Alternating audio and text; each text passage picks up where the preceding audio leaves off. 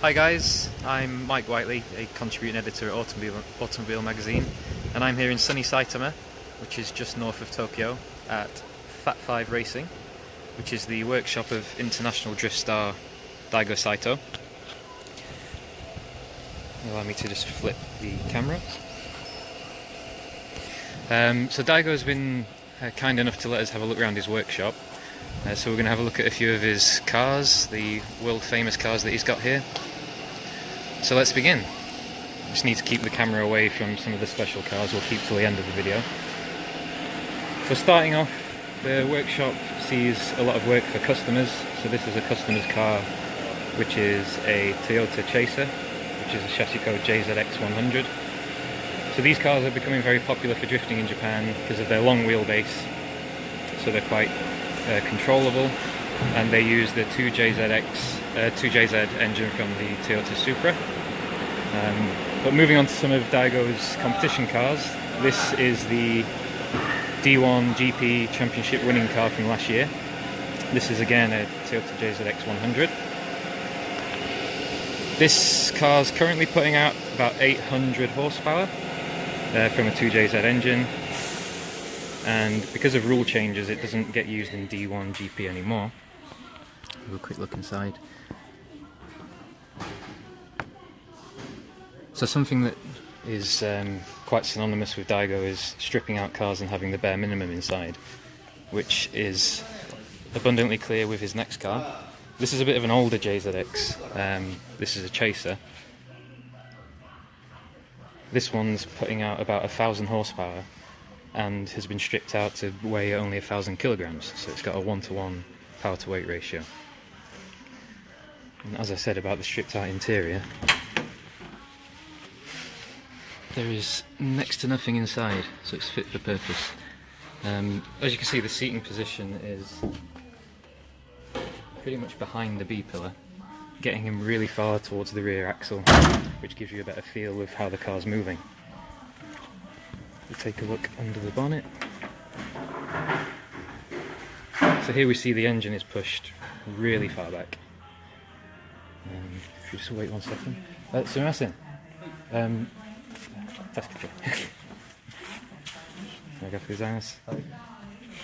So this is the 2JZ engine that's putting out about 1,000 horsepower. And it's pushed back way through the bulkhead there for optimum weight distribution. It's technically a mid-engine car because it's behind the front axle. A huge turbo. So all of these cars start off as a bare chassis, and they're built up in this workshop where they use all the tools that they have. They've got pipe benders for building the roll cages, which they're currently about to do. And everything from suspension geometry, they modify the knuckles to give them more steering angle. But one of the more world famous cars, which some of you might have seen, is this Murcielago drift car. So this started off as a demo car for Liberty Walk, who some people might be aware make some extravagant body kits for exotic cars. So this was gifted to Daigo by Liberty Walk boss to turn into a drift car, and it's been in multiple videos, exhibition events. It's not actually seen any competition, it's just used in exhibitions, but it was also in the famous videos that Monster Energy have done. So this was in a battle video with Von Gittin Jr. and his Mustang. So if we have a quick peek inside, again everything's pretty much stripped out. The shift has been modified to come a little further back because the driving position's changed, and everything was stripped out from the interior and rebuilt.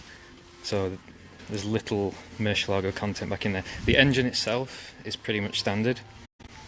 It's putting out about 650 horsepower. I just don't want to break anything. And I don't know if it's visible on there, but it uses Gt-R throttle bodies instead of the Lamborghini ones for a faster response. And it's got 2 ECUs, because the normal ECUs that Daigo uses can only handle 8 cylinders. A bit of battle damage. So this car doesn't have a great deal of plans at the minute. It's, like I say, an exhibition car. Moving on to a car that's had some recent use is the R35 Gt-R. So this is one of the few cars that he has that has the engine in that's designed for the car. It's the standard engine, but obviously been intensely modified. This is putting out about 1,300 brake horsepower. And I'm sure some of you are aware that FIA have recently recognised drifting as an official sport. So this was used in the recent FIA Drift Cup, where Daigo took third. And it's a remarkable car. I'll try and get the bonnet up. Luckily it's quite lightweight, so I can do this one-handed. To find somewhere to put it without breaking it. Right, this is the heart. As I say, it's a GT-R motor. These are the screamer pipes from the turbos that like to spit out flames on full chat. And this is going to get some more use. It's possibly going to be entered into next year's Formula Drift America, where Daigo sometimes enters that competition. The problem with having this many cars and this much sponsorship is he doesn't know what competitions to enter. And then something for the American crowd. It's getting on quite a bit now. It's his Challenger. It originally had a V8 in. It's had a turbocharged 2JZ engine in it. And this is a car it's been used in Formula Drift America, but it's not getting much use at the minute. He's getting so many projects on the go that he doesn't quite know what to do with it. So if anyone's got any ideas for him, let him know. Any engine transplants or any competitions you'd like to see it in. So, Billy, yes, the American car is there, but we will move on to something very special in a moment if you stay with us. So this is the workshop where he's got a crew that build up everything. So like I say, from the ground up. They start with a bare chassis and build everything by hand. I think this is going to be a potential next car. I'll have to check with Daigo, but they're going to start with this, which is a Nissan S15. And it looks like they're planning to put a cage in at some point. So obviously he's sponsored mainly by Monster Energy. And he has things like this impressive toolkit that's got better wheels on it than my daily driver, which is quite embarrassing for me. So, on to cars of the moment. There's a car in Daigo's office that he keeps as his pride and joy. Here we go. This is a Corvette Zo6, which started off in the GT3000 race series in Japan. This has been built up and taken the internet by storm. So it uses an LSX, I think, by Master Motorsport, and this is naturally aspirated, puts out about 800 horsepower. And again, the engine's quite far back past the wheels for some good weight distribution. And the reason why the JZX cars, let's try and block that one, we'll come to that one at the end.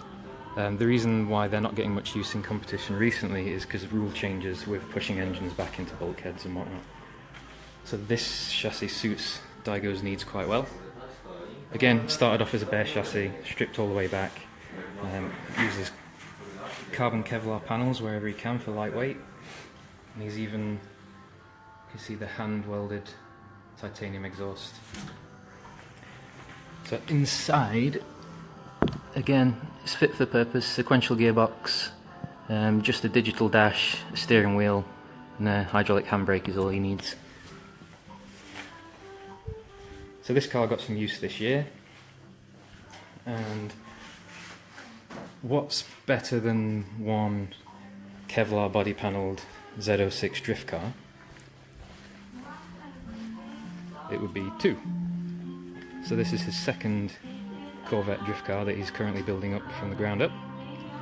Similar kind of deal as the first one, carbon Kevlar panels everywhere for lightweight, which is what they're currently trying to make all the door shuts fit, so they fabricate everything by hand.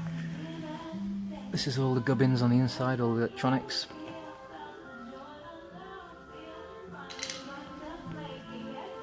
Similar tube frame for the roll cage, bolted straight to the chassis and welded. And the radiator's in the back. In drift cars this is done quite often because you can sometimes get a lot of impact at the front and to switch weight to the back. So this engine is based on an LS7. This is again Massed Motorsport. This is going to stay naturally aspirated as well, which helps with obviously throttle response, which is great in drifting. No answer yet on when this will be ready and what kind of power numbers we're looking at.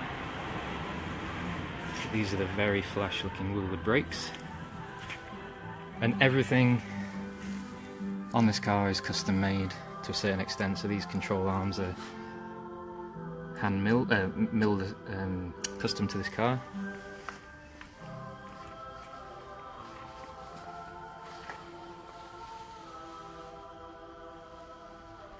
So this is most likely going to end up in the D1 GP in Japan, which is the most popular drift series there is in Japan, possibly the world. So that sums up the car. Oh, in fact, I've just seen something that I didn't notice before. Why not have a 360 GT3, 430 GT3 on the roof? So that sums up the inside of the shop. We'll go and have a quick look outside and look at Daigo's daily driver.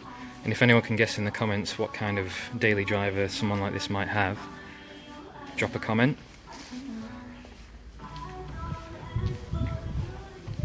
So this is one of his transporters, one of his many transporters. We're actually going to the Ebisu Drift Matsuri this weekend, which is the biggest drift festival in the world. That's a paint booth. And these are cars for customers, potential customers. These are all for sale. So as for daily driver, he uses this, which is a 458 with a Liberty Walk body kit. And now normally playing with already beautiful cars can be a bit tricky, but I think he's pulled it off with this one. Stunning. So as far as I'm aware, he purchased this with a bit of damage and then did it up to look like this. Fairly standard on the inside. I think it's more of a cosmetic upgrade. And then when he needs to get more space in the back, he runs an Escalade with gigantic wheels. These are 26-inch wheels. Why not? So Billy, what's my pick? I'm kind of old school with drifting. I kind of like stuff like the S13, Nissan 180SX. That'd be a good drift car. But from the professional cars, I do have a bit of a soft spot for the JZX long wheelbase cars. We'll also have a quick look whilst we're here, just to indicate the success that Daigo's had over the years. These are all trophies that he's won from Formula Drift, carbon fibre trophies that run the entire way around his office. And there's the man himself, hard at work.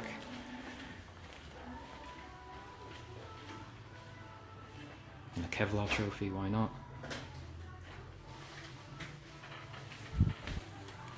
But not only are they all lining the roof of his, the ceiling of his office, but they're also lining the walls of the workshop itself. So I think it's safe to say he's the most successful drift driver there is. And it's going to be interesting to see what he comes up with next. So where do you go from a Murcielago drift car? Where do you go from a Corvette Zo6 Kevlar panelled drift car? Only time will tell, but I'm sure it'll be interesting and he'll shock us again. And I think that's a wrap from us. So unless anyone's got some specific questions they want answered, I think I'll tie it up.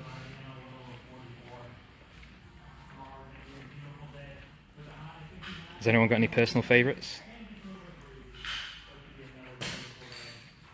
Expect to see this in the US.